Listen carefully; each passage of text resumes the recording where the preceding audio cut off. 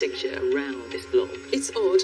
Bargain of the decade, if the experts believe it. So on behalf of the committee, have you reached a conclusion? We have. This week's case brings us to the 8th. We've been contacted by a viewer about a sculpture she bought there in the summer. So what have you got for us, Philip? Well, to us, and it says, I wonder if you can help me.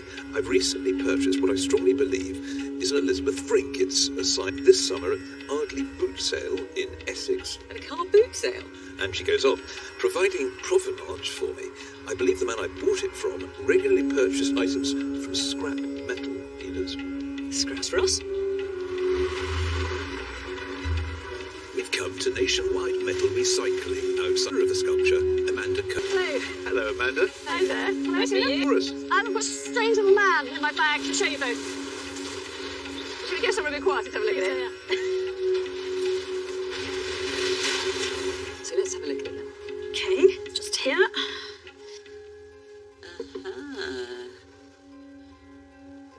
Gosh. Wow. I ought to wear gloves for this. It looks like bronze. Okay, all right. Well, we've come prepared just in case. Seemed him rather intriguing. I think it's got real presence. But what could... Yeah, it was an Ardley car boot sale. Yeah. Fantastic. It was filthy, absolutely covered in sort of dust and looked like sand, and there was looked like a spider's larder. And I said, how much is it? And he said £100. That is a lot. And 10 quid. I just took a punt, really. I said, is it signed? And he said, yes. I couldn't read it. Frink, but with... What makes it so hard to read? What's that doing there? It looked like Fink because I saw it upside down. And then I realised it probably said Frink.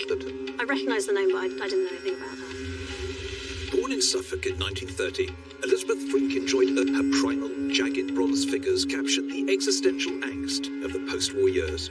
I prefer the male figure to scuffle vulnerability, I think. And while still a student at Chelsea School of Art, a piece by her called Bird was purchased by the team. Frink had been greatly inspired by the work of sculptors like Auguste Rodin, and also Alberto Giacometti, king not in clay, but in plaster of Paris. Could Amanda's figure possibly be a lost work? So you've got it back home? When I googled, I think I searched for small man with no warrior came up, and there was an edition of 10, signed and dated, and David Bowie owned one, so Wow. that got me quite excited. So you Yep. found something that looked exactly like this, Yep. did it? Yep. And said there are 10 of them, Yep. and said one of them owned by David Bowie. Yep. And you're wondering now if you got one of them. Amanda has made repeated attempts to track down the man who sold her the sculpture, but to no avail. What did you do next? It was Red London. Okay, so Beaux-Arts, where Elizabeth Frink, I think, had her first mixed exhibition in the early 50s. And what did they So say? when they said, it does look like it lines up with a Small Warrior by Elizabeth Frink, but unfortunately, because you don't have provenance... Right. Mm, And that presumably is where we come in. yeah. No pressure. So an edition of 10. What we need to do is find another one from this series that's got the cast iron provenance, compare it, and see where that jumps. I want to take a closer look at the sculpture to see if there's anything to suggest Amanda's landed a bargain or dubious.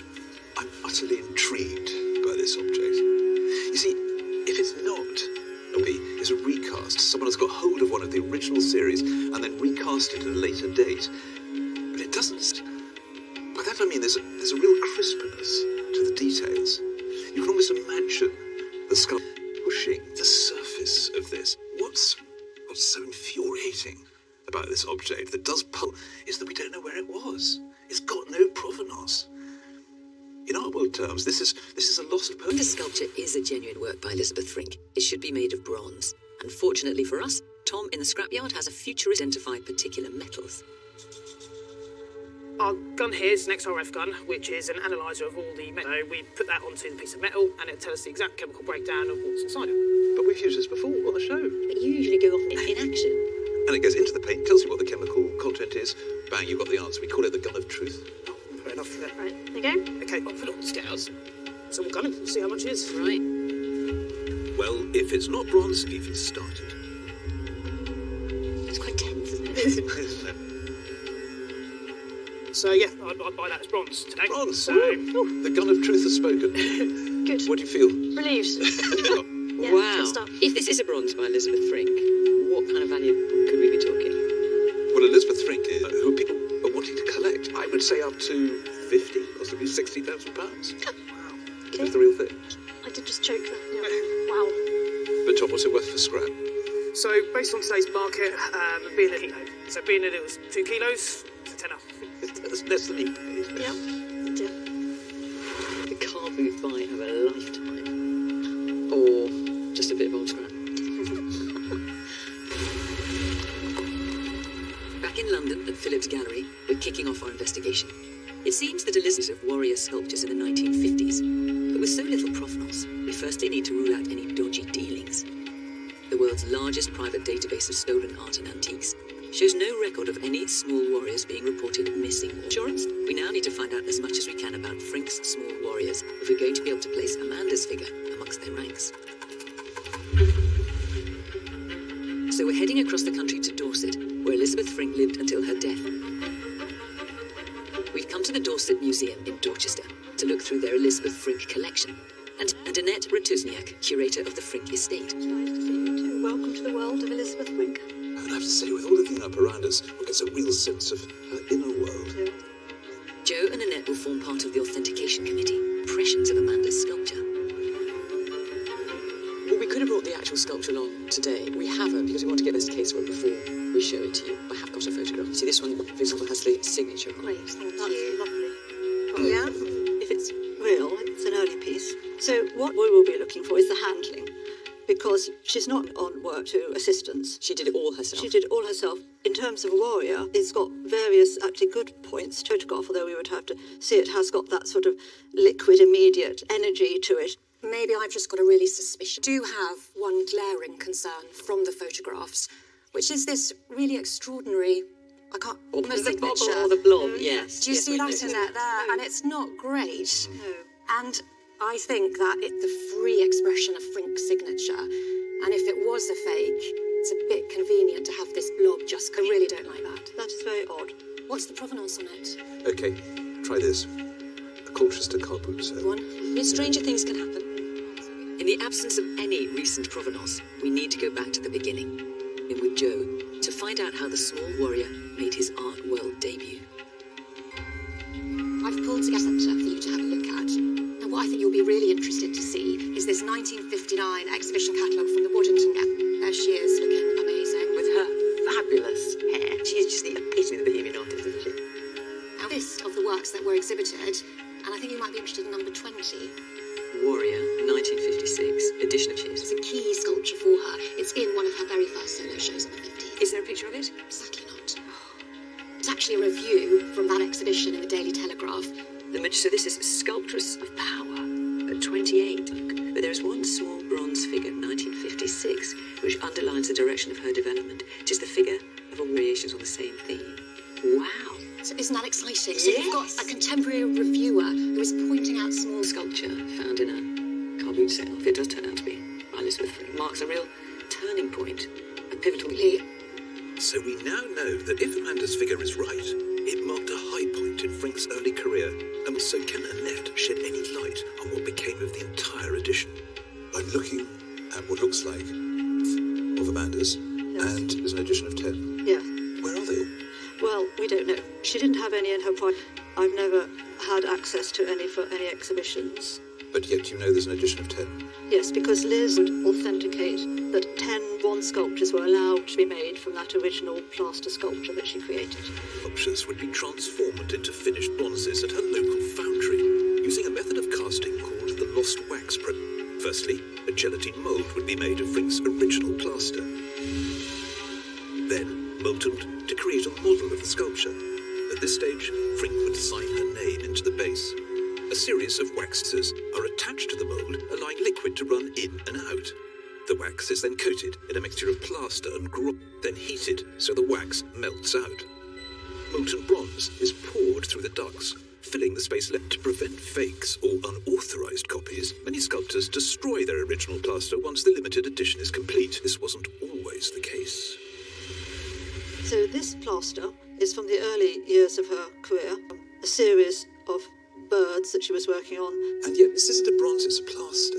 Yes, but she couldn't always have the early days anyway, and so she would sell the plasters. And also, Liz is known to have given away plasters. So, which you could make reproductions, is something that she gave away.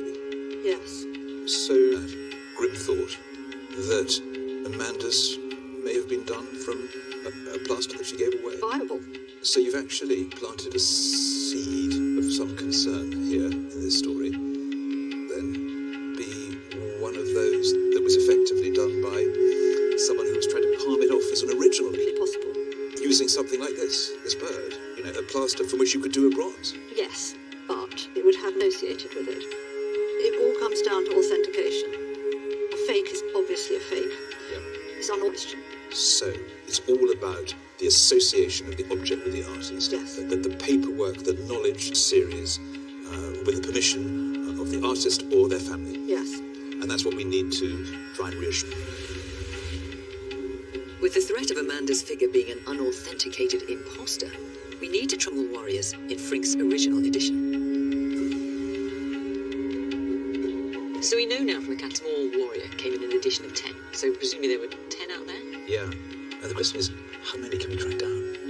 Let's really get hold of a properly authenticated one and use that to compare it with Amanda's. Well, Amanda said that David... The big sale at Sotheby's after he died in 2016. It would be worth checking to see whether it turned up in that sale. Where's that then? So here it is. It went for estimate, the right height, 14.5 inches. Conceived in 1956, the present work is from the edition of 10. And of course, what it doesn't do, there's also a small warrior in 2010. It was sold. So that's two. And there are others. Hang on, I'm going to write these up on the board. Sold through Sotheby's, and then there was another one, 2010. So there were two at Christie's.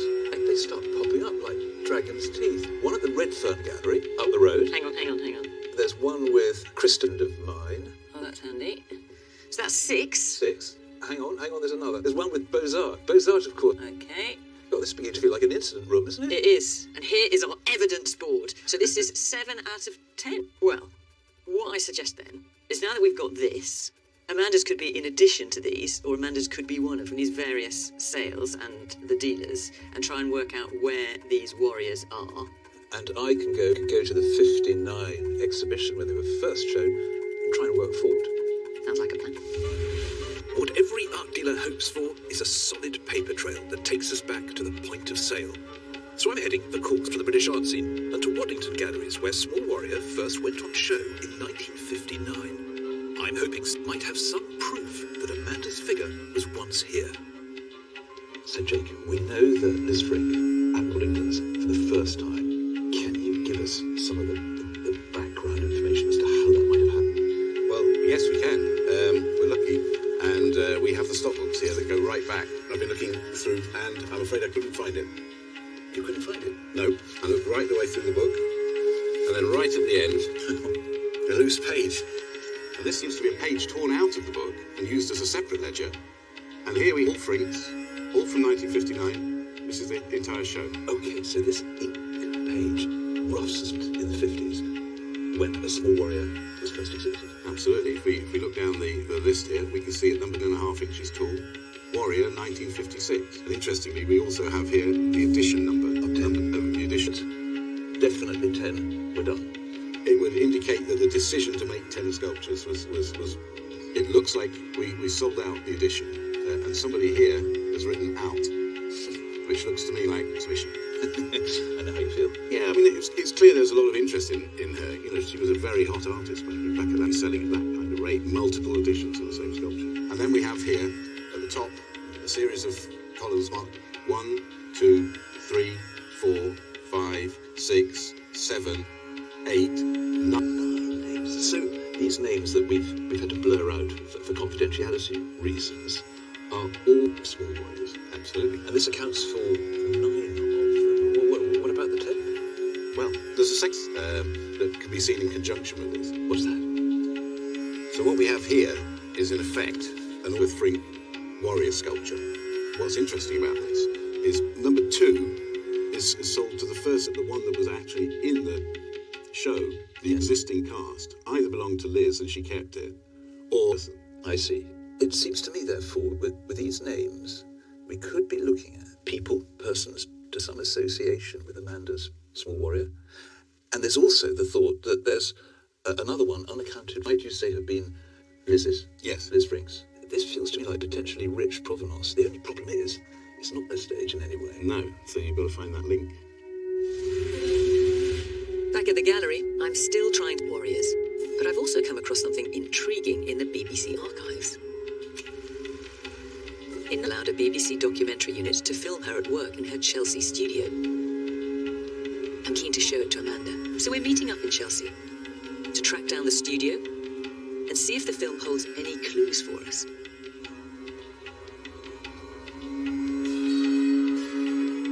We're meeting the studio's current occupant, Audi.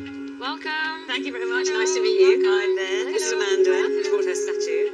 And so you're where Elizabeth Frink sculpted. Yes, it's extraordinary to work here in this space where such a legendary artist was living. Whoa. We brought along a copy of the BBC film with us, and it almost feels as though Frink is back here. Leave you to commune with the spirit of Elizabeth Frink. Thank you. So that's the door over there. Changed from when she was working. Yeah, it's amazing. I like to create everything in here. This is the place where everything else. Great armfuls of plaster of Paris. Digging in. Yeah. I mean, it seems haphazard, but it obviously isn't. Yeah, it looks very intuitive. I don't like reality in art. I have reality enough when I'm outside. I want to create my observation of human and animal form. And these figures here, they're similar to yours, aren't Very they? similar, yeah. You can see the Genesis. Recognise Yes, I that? do, yeah. Oh, no, that's Elizabeth Frink's hand. That's Elizabeth Frink's hand here in the studio, touching. It's the same size. I saw that it was made in this space. We do. Sharing Frink's company and watching her work has given us a real insight, and seeing Small Warrior on film was a revelation. But it's also got me thinking. I've since found out the documentary broadcast in May 1960, almost a year after Frink's Waddington exhibition, which we know was a sellout. Whose Small Warrior was Frink holding in that film? Could it be an artist's copy that Frink kept for herself from... While I wait to hear back from some of the auction houses, Philip's keen to show me the list of original buyers he unearthed at Waddington's. So they... 9 buyers of Small Warriors. You'll see that they appear to be surnames, except one, which says Oxford. Well, JCR Oxford, I presume, means Junior Common Room of an Oxford college. I mean, that's the place where the undergraduates hang out. Colleges, which means we probably need to ring round them all. Hang on a moment. In the order book, for instance, in the margin, in light pencil, here it is. To Magdalene, presumably. Yeah, that's what it must be. Why don't I email them? Find out whether they've still got it. Well, while you're doing that, why don't I just look on the internet as well? If I put Warrior, Oxford College, see what comes up. Oh, hang on. From Nuffield College, and there's a picture of it. Oh, there's a few images, hang on. Yeah, Nuffield College. And possibly Magdalene. Oh, How extraordinary. that would be then 2 Warriors, and the same went from one college to another? Do you know something? We need to go to Oxford. I think we do. And heading to Oxford. Established in 1947, the JCR, or Junior Common Room Art Fund, acquire artworks not only for display, but also to provide patronage for up-and-coming artists. We've contacted both of the Oxford colleges in question, but Magdalene don't appear to have any work by Frink on display and are now... But Nuffield College has come up trumps. Will their Small Warrior provide us with a breakthrough? We've asked Amanda to bring along her sculpture. Hello, Amanda. Hi, Amanda. Hello. So, why are we here? Well, you might well ask. We have done Antic Small Warrior at this very Oxford College. Really? So let's go and have a look, shall we? This will be our first look at an authentic Small Warrior by Elizabeth Frink. What you're looking for isn't here. What would it tell us? And more importantly, how would it compare to Amanda's? Yeah. Looks familiar? Very similar. Look at that. Yes. Yes. Hey. Look at that. I think they're side by side, though. It doesn't get better in terms of making a comparison. And it looks good. Just the only difference is the signature on lines at the back, under the blob, and it looks slightly different. That signature is a troubling difference. I mean, that does worry me, I've got to be honest. In the excitement, has a signature at the front, and one has a signature at the back. It just does seem very odd. I don't know about that. We've got to try and think like Frink. We've got to find out how these were made.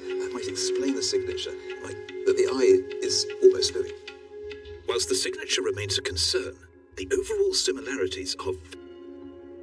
But what about the small warrior purchased by the other Oxford College, Magdalen? I've just had an update. Hi, Amanda and I were just saying how great it was to see those two statues together. Well, I hope what I've got to tell you won't dampen that. Found a reference to another possible small warrior in Oxford, but this time not here at Nuffield, but up the road. Have they still got it? Well, the following text appears on page 11 under the heading JCR Art Fund, which leave buying works from the 1950s onwards to loan out to students. But it's, To give to students, to have the artworks in... including lithographs by Picasso, Braque, Dufy, Trevelyan, and a small bronze by Elizabeth Frink. But its early records have not survived, and we are aware that a number of works have gone missing. We would be hugely grateful if they could provide, in other words, us, any information which will at least will allow us to appeal to our own alumni in case one of them still has it hidden away. I can't believe it. A hot statue. So what are you thinking about that? I'm thinking somebody probably hasn't returned it. And that might be why. Well, we don't know that it is the Magdalen one, though. I mean, let's... And why it was probably hidden away or overlooked or unloved and then cleared out and ended up at a boot sale, possibly. That yours is by Frink at all. I mean, there's still the anomaly of the signature, various things we need to explore. But at the moment we don't know that the one... We should carry on. Without further evidence, Magdalen's miss a foul play. And with a disparity in signatures, it's imperative we now get our hands on a second authentication check against Amanda's. So in order to find another one, it's time to assemble the troops and review our evidence. So enough of College, Oxford. That's one. And then do you remember the two we saw listed as being sold at Sotheby's? Or one of them? We tracked down. And then, David Bowie, remember that name? Former owner of A Small Warrior. That is now in the possession of a... And I've contacted him, and hopefully he may send us a photograph or even the sculpture itself. So that's 3 that we can account for. It is. Looking good so far. And I've had a few answers too. Remember my art dealer friend, Christopher Key, in a private collection in London? And the two that were referred to at Christie's, they happen to be the same one. But that's in a collection in London too. Now we've got a tally of 5. And another contact of mine has given me a tip-off about another one in a collection in the north of England. But it gets even better. Remember the Redfern Gallery, the gallery that I mentioned? Well, they've been in contact with the one that they owned, and it's now in a private still. They've agreed to let us see it. Well, that's brilliant. We can now categorically account for 7 small warriors in private collections. Okay, there's. So from that original edition of 10 small warriors, there could be just 2 still out there, unaccounted for. I certainly hope so. We're keen to do a further comparison with Amanda's figure. It's a small warrior. I've arranged to see it in the presence of an expert. I've come to Wiltshire to meet sculptor Anne Christopher Elizabeth Frink. Much of Anne's work has been in bronze, and with her sculptor's eye and deep knowledge of Frink's work, what will she and that mysterious blob? Hi, Hi, Anne. Hi, come in. Thank Come in. you. Welcome. The sculptor that we're investigating. And I know that you have also got an authentic small warrior from the Redfern Gallery. Mind if you show me yours? Hang on then. Well, that's interesting. Well, they look remarkably the same. Yeah. That anybody could fake up a Frink with all the little bits, you know, the shape of that shoulder blade. Encouraging. Can I draw your attention to something that's less encouraging? Yeah.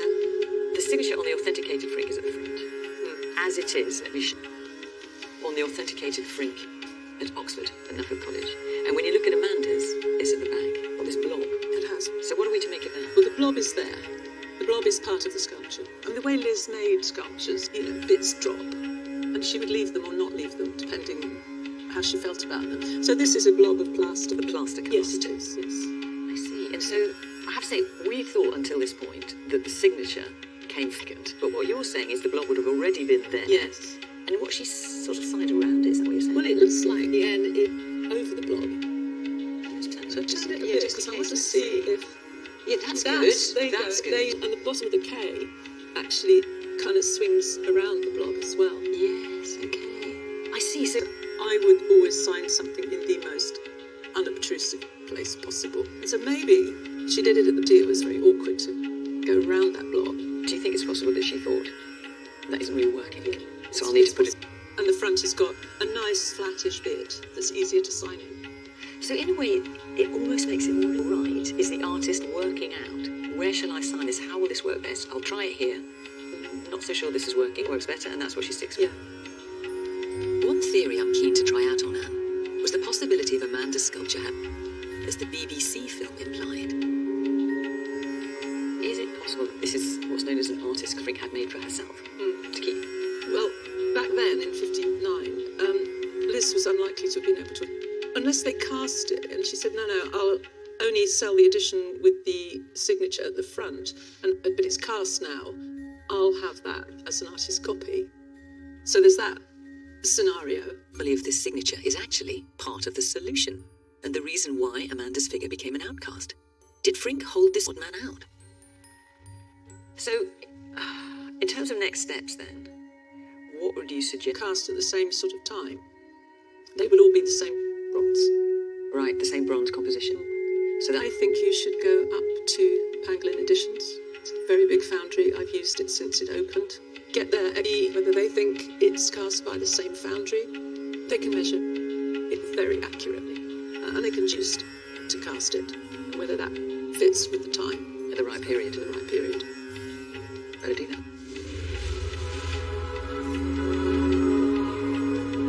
Following Anne's advice, we've arranged here to Pangolin Editions in Gloucestershire, one of the world's leading sculpture foundries. Pang hopefully provide us with the physical evidence we desperately need. I've enlisted the help of Pangolin's co-founder, Roy Kingdon. Very nice to meet you. Welcome to Pangolin, so specialising only in fine art. And who's he? This is a sculpture we're going to cast in bronze, portrait of the last male northern white. Let me show you around. With over 40 years' experience, I'm hoping Roy will know how both sculptures were cast into bronze and whether they match up. Another small Okay, so they're both good sharp casts. They're a similar weight, that's a good sign. So the weightation of a degree of authenticity? Yeah. To determine whether these two sculptures are a similar age, Roy was made using the same grog and plaster mould prevalent during the 1950s. So this is our authentic one, which is the mould. Just as we would expect, it has exactly the right mould material. Can you actually find the same one, Amanda? It's obviously been out and about much more, so it has a different colour on the inside, but we're still seeing the mould material here. And yes, it's the soft as well. So it's got the right mould material. I have to say, Signs are astonishing. You're able, with that tool, to go back to the moment of creation of both of these and find the residue on the surface. What else can your eye tell you? Well, this is interesting. They've been cast in the same way. Yes. And there. That's a riser that let the air escape as the bronze fed in. And it's in two bronze casters are going to cast it exactly the same. So that's another good sign. Now, that is progress. But there is still the lingering figure is a recast, a later copy made from an original bronze. Okay, Philip, so this is Lawrence, who's going If to... it is, there'll be a difference in size. So in Pangolin's state-of-the-art scanning department, we need to digitally compare... Lawrence, okay, that's your target for now. No worries. So what's beam at it? And that is recording, as you can see on the screen, every bit of the surface angle so that you get all the undercuts and the shadows. At the moment, we've managed to capture 5.5 million measurements in the time we've been talking, microns, which is half the width of a human hair, I think. Well, that sounds like enough. Lawrence, can we try Amanda's one now? Yeah, sure. Okay, so we've got green and red, which is which? Green is the original, red is Amanda's one. Yes, sure. We've come to a moment of truth. Just how closely will Amanda's sculpture line up with a... Can you tell me the two heights, please, Lawrence? One is 364.9 is the original. The green. Yeah. 3649, right? And the other one is 306. Okay, so with 0.3 of a millimetre difference. There's no way that could have been cast from a bronze original. Well, that's brilliant measuring, thank you. That is deeply reassuring. I think our small warrior has just taken a pace forward. Very good. Pangolin's visual analysis has given, but with no firm provenance, there's one final forensic test that could make the difference. So, with owners to take a tiny extraneous bubble out of the underneath of each one of those sculptures. So this is a man comparing the metal content of both sculptures. Can hard science give us the indisputable proof that we need? There it is. That we can send to Oxford University's materials department. and they will be able to tell you the exact constituents of each of those metals. They're off to Oxford. The samples are being examined here at Begbrook Science Park, Oxford University. In the lab, the metal fragments are mixed in thermoplastic resin and heated to create a solid block. This to reveal clues about the sculpture's microstructure. The block is then placed in a microanalyzer on beams to determine the chemical constituents of our metal fragments. The scientists find, will they provide us with the forensic evidence we desperately need?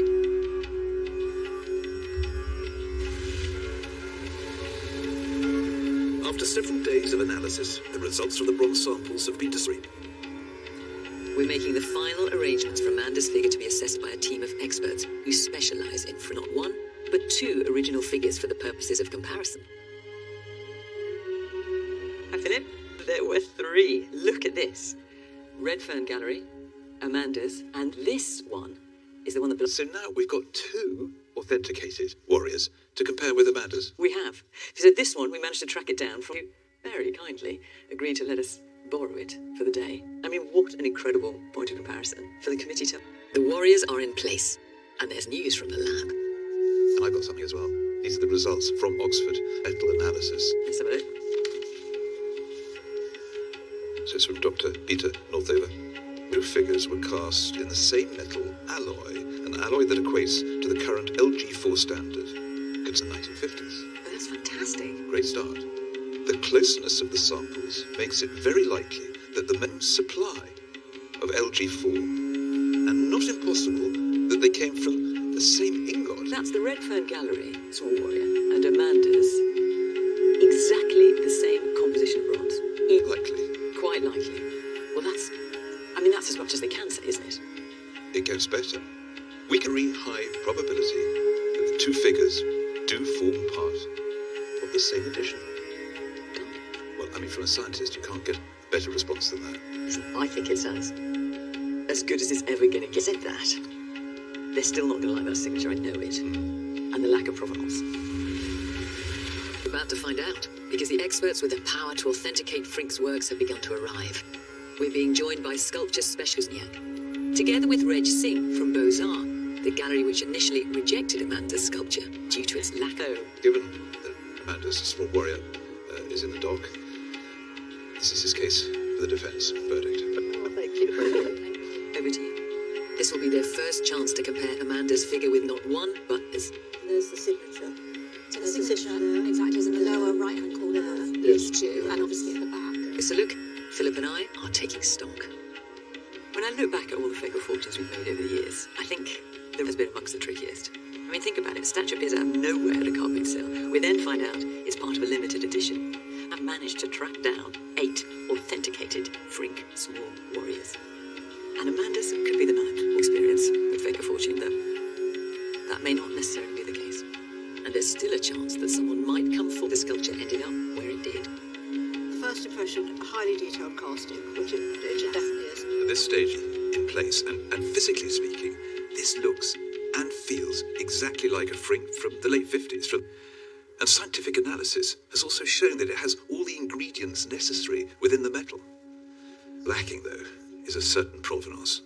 And it makes me nervous at this stage, having to rely upon and have come up with what is effectively a leap of faith. Amanda is joining us at the gallery. It's finally time to see if Frink's army of small warriors. Hello. Hello? Amanda, big day. Yeah, a little bit apprehensive.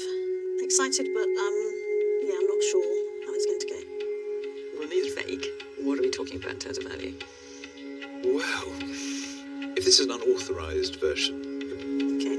if it's a Frink, it's probably a small fortune. I can see it being worth possibly 60,000. Elizabeth Frink is now greatly collected. We've seen the market move. It's moving as we speak. And this is quite an emotive-looking object. And part of that series. That's what the committee is meeting to consider. After everything we've been through, the verdict could rest just on that little blob there. After several hours of deliberation, Frink experts are ready to deliver their verdict. Hello. Hi, Anne. Hello there. So now we've reached a conclusion as to whether or not this work of art is part of that 1956 Elizabeth Frink. We have. So, We've looked through the dossier and analysed all the points. Obviously, it is a Fringer from that period, but the question has always been, is it a later or unauthorized? So the dossier is very good. It goes through various bits. It shows us the context and where they are, some that aren't accounted for.